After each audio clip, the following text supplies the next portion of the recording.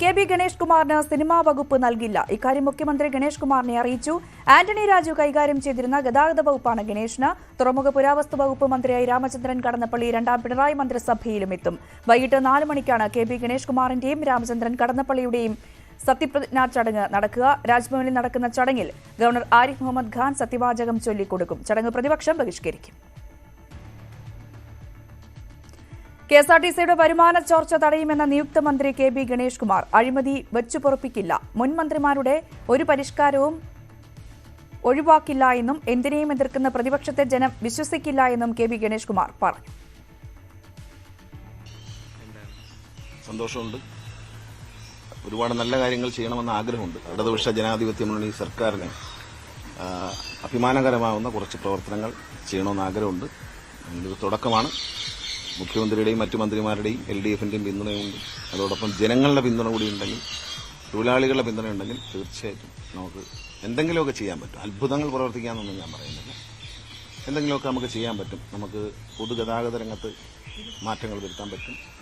അങ്ങനെ ഗതാഗത വകുപ്പാണെന്നാണ് പറഞ്ഞത്. അപ്പം അതുകൊണ്ട് തീർച്ചയായിട്ടും ചെയ്യാൻ പറ്റുമെന്ന് പ്രതീക്ഷിക്കുന്നു. ഇല്ല, ഒന്നുമില്ല. ഗതാഗത വകുപ്പാണ്. നമുക്ക് ആന്റണി രാജു അദ്ദേഹം വഹിച്ചിരുന്ന വകുപ്പാണ്.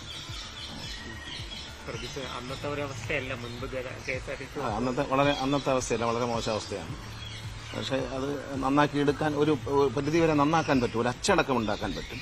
എല്ലാവിധ ചോർച്ചകളും അടക്കിയ വരവ് വർദ്ധിക്കുന്നതോടൊപ്പം തന്നെ ചെലവിൽ ഗംഭീരമായ നിയന്ത്രണം. ഒരു പൈസ KSRTCയുടെ ഒരു പൈസ ചോർന്നു പോകാതെ ഉള്ളൊരു നടപടി വരുന്നു.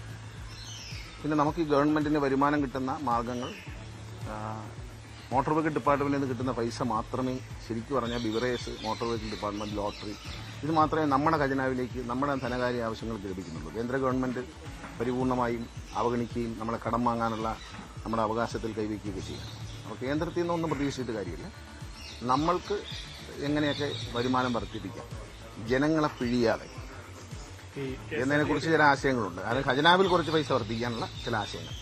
നമ്മൾ KSRTC ഞാൻ മനസ്സിലാക്കിയത്തോളം KSRTCയുടെ വരുമാനത്തിന്റെ ചെലവിന്റെ നേരെ പകുതി ഡീസലിനാണ് പോകുന്നത്.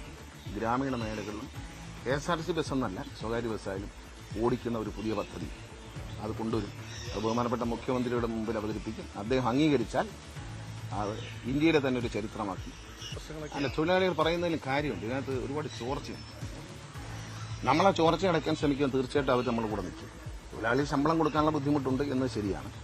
പക്ഷെ പ്രധാനമായും ഈ ചോർച്ച അടയ്ക്കുന്നതോടെ നമ്മുടെ നീക്കിയിരിപ്പിന്റെ അളവ് വർദ്ധിക്കും.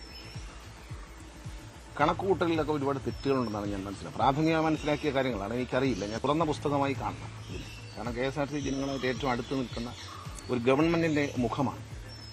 കാരണം ജനങ്ങളായിട്ട് ഏറ്റവും അടുത്ത് നിൽക്കുന്ന പ്രധാന വകുപ്പുകൾ KSRTC, സിവിൽ സപ്ലൈസ്, ആരോഗ്യം, വിദ്യാഭ്യാസം, ഇവയാണ് ഏറ്റവും അടുത്ത് നിൽക്കുന്നത്. അപ്പോൾ ആ അടുത്ത് നിൽക്കുന്ന വകുപ്പുകളുടെ നടപടിക്രമങ്ങൾ സുതാര്യമാണെന്നാണ് ഞാൻ വിശ്വസിക്കുന്നത്. അപ്പം ഇതിനകത്തുള്ള എല്ലാ ക്രമക്കേടുകളെയും കണ്ടെത്തി ചെയ്യുക, കണക്ക് വളരെ കൃത്യമാക്കുക, അതിസൂക്ഷ്മമായ നിലയിൽ കണക്ക്, നിസ്സാര പൈസകൾ പോലും സൂക്ഷിക്കുന്ന തരത്തിലുള്ള മാറാൻ കഴിഞ്ഞാൽ അതെല്ലാം ഒരു സോഫ്റ്റ്വെയറിലൂടെ മാറാൻ പറ്റും. മനുഷ്യനെ കൊണ്ട് ഇതെല്ലാം കറക്റ്റ് ചെയ്യിക്കാൻ അസാധ്യമാണ്. പക്ഷെ കണക്കുകളിൽ ഓരോ ദിവസവും കൃത്യമായ കണക്ക് മെയിൻറ്റെയിൻ ചെയ്താൽ ജീവനക്കാരെ സംബന്ധിച്ച് അവർക്കൊരു സംതൃപ്തി ഉണ്ടാവും. കാരണം അവർ കഷ്ടപ്പെട്ടുണ്ടായിക്കൊണ്ടിരുന്ന പണം ഒരു തരത്തിലും ദൂർത്തടിക്കപ്പെടുന്നില്ല എന്ന് അവരെ ബോധ്യപ്പെടുത്തിയാൽ അവർ സഹകരിക്കും എന്നാണ് എന്റെ വിശ്വാസം. ഒരു 90% ആത്മാർത്ഥതയുള്ളവരും 10% കുഴപ്പമുള്ളവരും. നമ്മൾ ഈ ഒരു ശുദ്ധജലത്തിൽ ഒരു ശകലം അഴുക്ക് വെള്ളം കോരി ഒഴിച്ചാൽ മതിയല്ലോ, എല്ലാം കൂടെ ചീത്തയാവും. അതാണ് ഇപ്പോൾ KSRTC പറ്റിയത്. ആരും തന്നെ ഇതിൽ നിന്നൊരു സാമ്പത്തിക നേട്ടം ഉണ്ടാക്കാം എന്ന് സ്വപ്നം കാണുക പോലും വേണ്ട. അത്ര എനിക്ക് ചെയ്യാൻ പറ്റും, വേറെ കാര്യങ്ങളൊന്നും എനിക്ക് ചെയ്യാൻ പറ്റത്തില്ല. അത്തരത്തിലുള്ള ഒരു കാര്യങ്ങളും സ്പെയർ പാർട്സിന്റെ കാര്യത്തിലായാലും പർച്ചേസിന്റെ കാര്യത്തിലായാലും വളരെ നല്ല ഉദ്യോഗസ്ഥന്മാരാണ്. MD ഒക്കെ വളരെ കൃത്യതയുള്ള ഉദ്യോഗസ്ഥന്മാരാണ്. അപ്പോൾ അവര് ഒരു ബലം പകരുക എന്നുള്ളൊരു മന്ത്രിയുടെ ജോലി. ചോരാനുള്ള എല്ലാ വഴികളും നമ്മൾ പക്ഷത്തിൽ ഇനി സമരങ്ങൾ ചെയ്താൽ ഇതിന് പാടയെ നശിച്ചു പോത്തേയുള്ളൂ. സഹകരിച്ചാൽ ചിലപ്പോൾ നമുക്ക് വിജയിക്കാൻ കഴിയില്ല.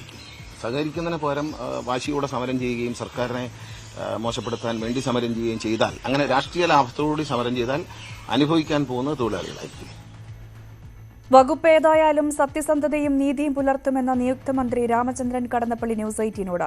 ഇന്ത്യ മുന്നണിക്ക് കേരളത്തിലെ ഇടതുമുന്നണി മാതൃകയിൽ നയവും പരിപാടിക്കുള്ള സംവിധാനവും വേണം. പ്രധാനമന്ത്രി ആരാകുമെന്നത് അവസാന അജണ്ട മാത്രമാണ്, അതല്ല ആദ്യം ചർച്ച ചെയ്യേണ്ടത് എന്നും രാമചന്ദ്രൻ കടന്നപ്പള്ളി ന്യൂസ് 18നോട് പറഞ്ഞു.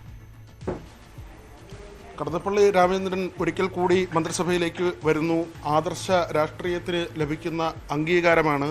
ഈ ആദർശ രാഷ്ട്രീയം എന്നത് എല്ലാ രാഷ്ട്രീയക്കാരുടെ പേരിനൊപ്പവും അല്ലെങ്കിൽ അവരുടെ ജീവിതത്തോടൊപ്പവും ചേർത്ത് വയ്ക്കാൻ കഴിയുന്ന ഒന്നല്ല.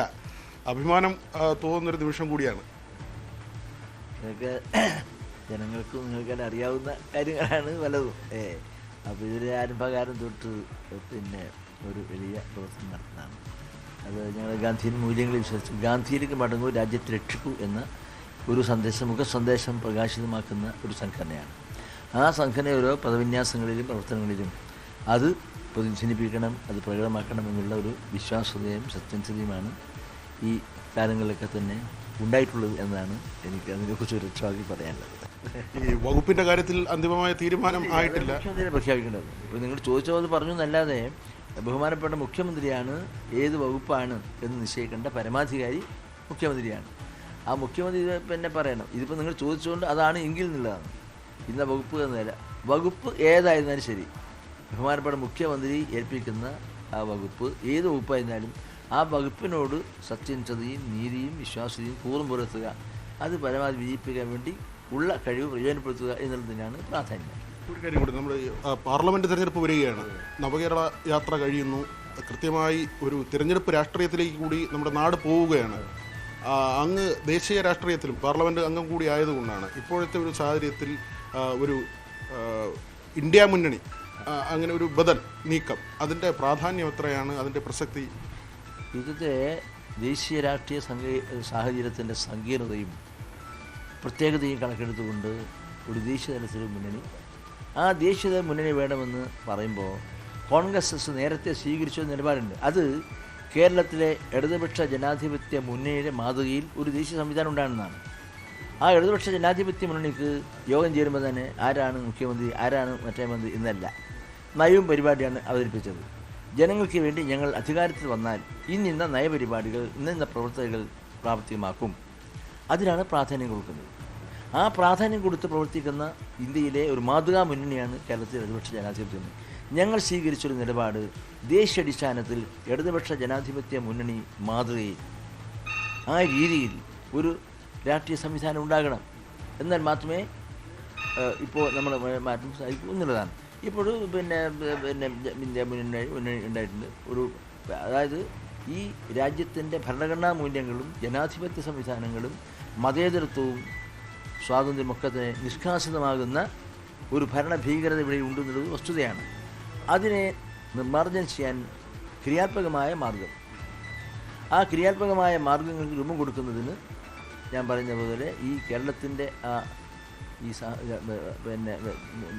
ഇടതുപക്ഷ ജനാധിപത്യ മാതൃകയിൽ അതിലുള്ള ഒരു കർമ്മപദ്ധതിയും നിലപാടുകളും സ്വീകരിച്ചുകൊണ്ട് മുന്നോട്ട് പോയാൽ മാത്രമേ, ആദ്യം തന്നെ അജണ്ട എന്താണ് ജനങ്ങൾ ചെയ്യേണ്ടതെന്നല്ല, ആരാണ് പ്രധാനമന്ത്രി, അതോടുകൂടിയിട്ടാണ് പണ്ട് ഞാൻ പാർലമെൻറ്റ് മെമ്പറായപ്പോൾ അന്നും ഒരുപാട് മീറ്റിങ്ങുകളൊക്കെ കാണുകയും കേൾക്കുകയും പങ്കെടുക്കുകയും ചെയ്തിരുന്നു. ഒരു സിനിമാ കഥ പോലെ തന്നെ സസ്പെൻസും ത്രില്ലറും നിറഞ്ഞതാണ് ഗണേഷ് കുമാറിന്റെ രാഷ്ട്രീയ ജീവിതവും. മുമ്പ് UDF മന്ത്രിസഭയിൽ അംഗമായിരുന്ന അനുഭവ സമ്പത്തുമായാണ് ഗണേഷ് ഇപ്പോൾ LDFന്റെ മന്ത്രിയാകുന്നത്. വിവാദങ്ങൾക്കും കുറവില്ല. അഭ്രപാളിയിൽ നായകനും പ്രതിനായകനുമായിരുന്നു ഗണേഷ് കുമാർ. രാഷ്ട്രീയത്തിൽ ഒന്നൊന്നൊഴിയാതെ വിവാദങ്ങൾ. മന്ത്രിസ്ഥാനത്ത് നിന്നുള്ള പടിയിറക്കവും ഇപ്പോൾ ശക്തമായ തിരിച്ചുവരവും. KB ഗണേഷ് കുമാർ എന്ന രാഷ്ട്രീയക്കാരൻ നിയമസഭാ തെരഞ്ഞെടുപ്പിൽ ഇതുവരെ തോൽവിയെന്തെന്നറിഞ്ഞിട്ടില്ല. പിതാവ് R ബാലകൃഷ്ണപിള്ളയുടെ രാഷ്ട്രീയ പിന്തുടർച്ചാവകാശിയായി രംഗപ്രവേശം. 2001 നിയമസഭാ തെരഞ്ഞെടുപ്പിൽ UDF സ്ഥാനാർത്ഥിയായി പത്തനാപുരത്ത് നിന്ന് നിയമസഭാംഗമായതോടെയാണ് ഗണേഷിന്റെ രാഷ്ട്രീയ ജീവിതം ആരംഭിക്കുന്നത്.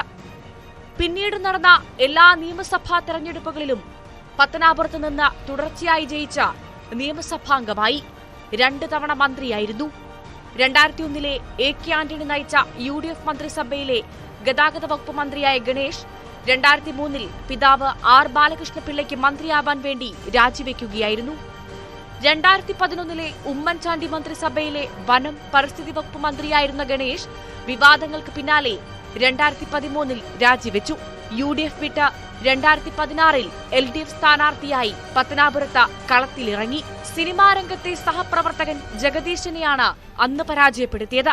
കഴിഞ്ഞ തെരഞ്ഞെടുപ്പിൽ കോൺഗ്രസ് നേതാവ് ജ്യോതികുമാർ ചാമക്കാലയെയും തോൽപ്പിച്ചു. പിതാവിന്റെ മരണശേഷം കേരള കോൺഗ്രസ് ബിയുടെ ചെയർമാനായി. വ്യക്തിപരമായതും രാഷ്ട്രീയപരവുമായ വിവാദങ്ങൾ ഒന്നൊഴിയാതെ പിന്തുടരുമ്പോൾ ഗണേഷ് കുമാറിന് ഒന്നേ പറയാനുള്ളൂ. ഒത്തിരി സന്തോഷമുണ്ട്. നിങ്ങളുടെ ഭാഗത്തും മാധ്യമങ്ങളുടെ ഭാഗത്തുനിന്നും ജനങ്ങളുടെ ഭാഗത്തുനിന്നും എല്ലാ പിന്തുണയുണ്ടാകണം. വെറുതെ എന്നെ ഒരു വിവാദങ്ങളിലേക്ക് വലിച്ചഴച്ച് ദയവേദി ഉപദ്രവിക്കരുത്. കാരണം ഞാനൊന്നിനുള്ള ആളല്ല. നന്നായി ഒരു ജോലി ചെയ്യാൻ മുഖ്യമന്ത്രി ഒരു ചുമതല ഏൽപ്പിച്ചിട്ടുണ്ട്. ആ ചുമതല കൃത്യമായി നിർവഹിക്കാൻ എല്ലാവരും സഹായിക്കും.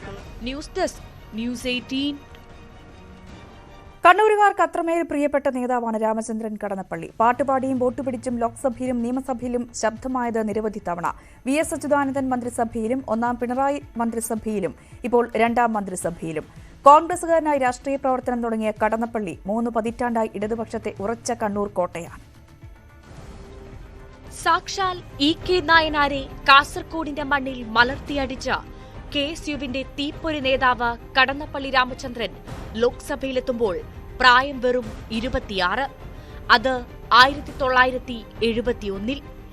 കേരള രാഷ്ട്രീയത്തിൽ രാമചന്ദ്രൻ കടന്നപ്പള്ളിയെക്കുറിച്ച് പറയുമ്പോൾ അന്നും ഇന്നും ആദ്യം ഓർക്കുന്നതും ഈ അംഗമാണ്. 77ലും ആവർത്തിച്ചു വിജയം. തോറ്റത് M. രാമണ്ണറെ. തെരഞ്ഞെടുപ്പും ജയവും തോൽവിയും ഒന്നും രാമചന്ദ്രൻ കടന്നപ്പള്ളിക്ക് പുത്തരിയല്ല.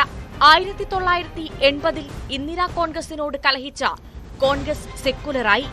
പിന്നീട് ഇടത്തോട്ട് തിരിഞ്ഞ രാഷ്ട്രീയവുമായി 1980 ഇരിക്കൂറിൽ നിന്ന് നിയമസഭയിലെത്തി. പിന്നാലെ തുടർച്ചയായ 3 തോൽവികളും ഏറ്റുവാങ്ങി. പിന്നെ ജയിച്ചത് 2006 എടക്കാട്ട് നിന്ന് നിയമസഭയിലേക്ക്.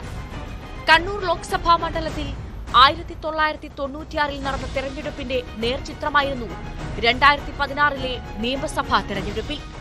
ഇടതുമുന്നണിക്കും കടന്നപ്പള്ളിക്കും പ്രസ്റ്റീജ് മത്സരമായിരുന്നു കണ്ണൂരിലത്.